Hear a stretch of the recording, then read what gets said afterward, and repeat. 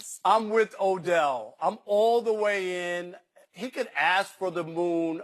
I still remember that Sunday night game where he makes that catch, and Chris Collinsworth and I, at the very same time, say, that's the greatest catch I ever saw. I mean, it was just that overwhelming. Great minds were. Yeah, me and Chris, we go back to Cincinnati days.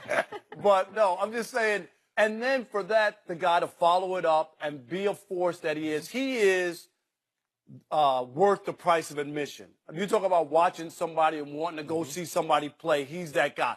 All the other stuff, I get it, but I'm going to overlook it.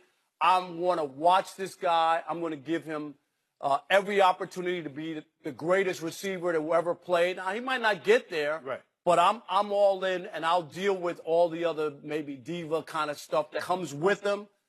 And the notion that he wants to be the highest paid player is cool with me. Not going to happen. It's always going to be a quarterback. Yes. But to aspire to that and aspire to be the best player and the guy that the league focuses on, right, I have no issues with him. Skip, you know the movie Rounders, John Malkovich, Teddy KGB. Loved it. When Matt Damon character beats him at the end, and Grandma says, "Teddy, you want me to No, pay the man. Pay him his money. Mm-hmm. Pay that man.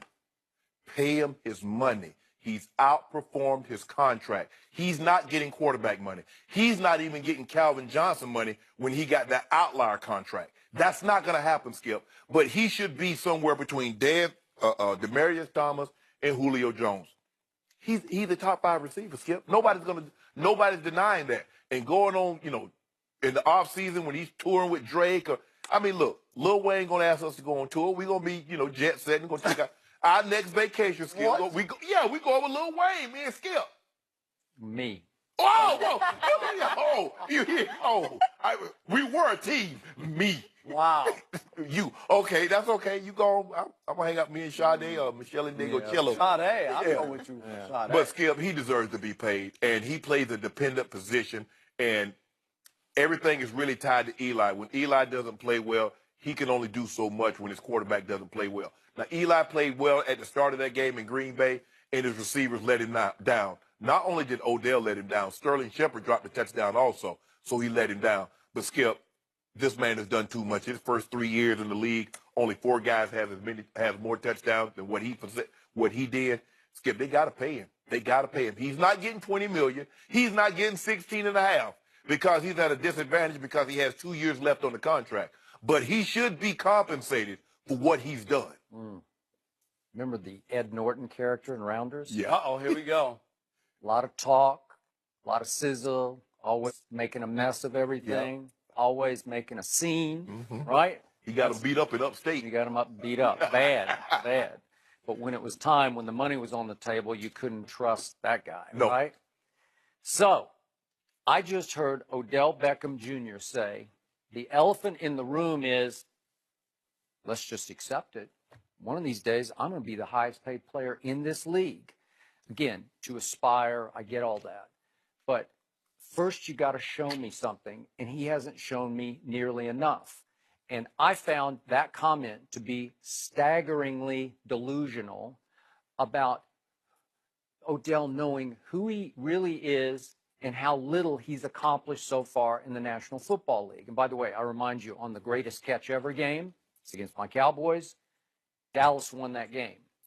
And I remind you... When you saw that catch, Skip... It was great. I told Shannon to start the show. This is rare talent, rare package. Yeah. It might be the most talent in that one package we've ever seen. All things, hands, speed, quickness. He's not the biggest guy, but it's a potent package. I get all that. But I need to see production. And so far, the guy who's saying, one day I'm going to be the highest paid player in this league, and he's speaking from his heart, that guy has one playoff game to his name after 3 NFL seasons, and that game lives in infamy in Giants history because that guy was the tour guide on a little excursion to South Beach the week before a playoff game, even the days before the playoff game, in which he prepped on a yacht out in the in Biscayne. It was their day off, Skip. Yeah. He had a day off. He had a day off. That's how he got ready for a game up in the cold in January in Lambeau Field. And in said game, he was targeted, Odell Beckham Jr., 11 times, and he caught only 4 balls for a grand total of 28 yards. That was his lowest yards per catch in his whole 3-year career. And the turning point of that game happened in the opening drive. Eli looked like he was Eli playoff hot. And it got to 3rd and 5 at Green Bay's 35, and Odell ran a little out. He is wide open. Eli hits him right in the hands, and he cold dropped it for a 10-yard gain. 10-yard blaming that on the boat down in Miami? I'm blaming the whole mindset. The whole preparation for that game went south, and from that point forward, the Giants basically went south, and they lost 38-13. Wow, that's all you got on your resume, and you can't even make a case yet. Maybe he will, but you're making a bold statement, but he can't even make a case that he's the best receiver in football, because I just look at these last 3 years. Antonio has 83 more catches than Odell does, and Julio Jones has 751 more receiving yards over the last 3 years than Odell Beckham Jr. does. That's not enough. So does he have the biggest brand, not only of receivers, but maybe in football? Yeah, I'll give you that. And are you captivated? Is he entertaining to watch? I get that. He is a guy you want to watch play. Okay, so he's Big Apple. He has his own clothing line, which I see in Bloomingdale's. I'm just shocked by it. A whole wall in Bloomingdale's, Really? right where we stay. Well, you can fit it. You should be happy because it's something you can fit. Because both of y'all wear skinny jeans, and you're 26 in the waist. Wait a minute. Have they gone on sale yet so I can get a pair? Or not yet? You're not getting no kid. You're not getting a toe in them jeans. Okay, I told you I lost weight. I can't you fit do. You look good, actually. You've arrived here in L.A. I told Rob's got a you. new car. He's styling, man. I can't believe the audacity that you have to talk about people wearing tight stuff. Oh, Joy. Oh, he can't even move in those, right? Look at your pants. First of all, if you bent over, they would rip right now. let me ask you a question. When you got fitted for your suit, did they ask you to bend over, or they tell you to stand still? Stand still. Okay, thank you, Skip. You keep saying the elephant in the room is he wants to be the highest paid. The elephant in the room is the contract. He says I'm due $1.8 million. Okay, I got you. Tavon Austin is making more. Skip, I get all that, but let me finish. Go ahead. Okay, here's what I know about Odell. This is what is in my psyche now because I get bombarded with it. I know his hair because it's sensational hair, but that's what sort of grabs your eyes is the hair. And I know he can be incredibly thin-skinned, like dangerously thin-skinned against Josh Norman, right? Yeah. And I know that he can throw tantrums with the worst of them because I know he will go off on the kicking net. He'll go crazy and go over the edge on the field. And I know that at times he just turns into an emotional basket case on the field and on the sideline. And I know the pregame routine is spectacular. A lot of people would just pay to watch that, right? Mm-hmm. And I know about the greatest catch ever, and yet in the end, people forget he's 21-22 as a starter for the Giants in the regular season. Well, that's not great. So I know that he went with Drake to tour Europe on Drake's European tour. I get that.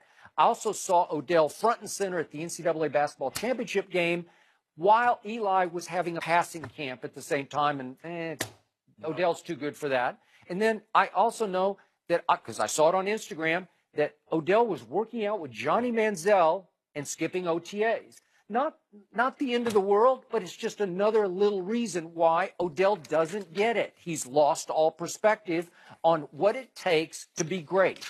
And I brought this up before, and I'm going to say it again. That man sitting across from me played in 18 playoff games and won 3 rings because in the offseason he trained. That was a big deal. He paid the price to win the rings. And he lifted teams up because everybody sort of followed his lead. Skip, Odell is training because I follow him on Instagram. I follow Odell on Instagram. I follow a lot of people on Instagram. But let me ask you this question. You said Michael Irvin was the greatest receiver to ever play. I did. Can you tell the people at home what did Michael Irvin do in his first 3 years in the playoffs?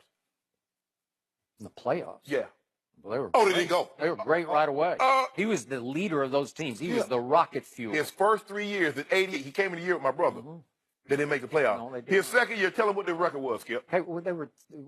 He got got drafted at 3-13. They were the worst team in football. So how do you think the Giants got able to draft Odell Beckham? His first full year, they were like an expansion team. The Giants were an expansion team. They had Eli Manning. They had Troy Aikman. They didn't yet. I mean, it took another year after Michael. Yeah. Yeah. And so 89. Hey, nothing. Troy couldn't even win the job his first year from Steve Walsh. 90. Really?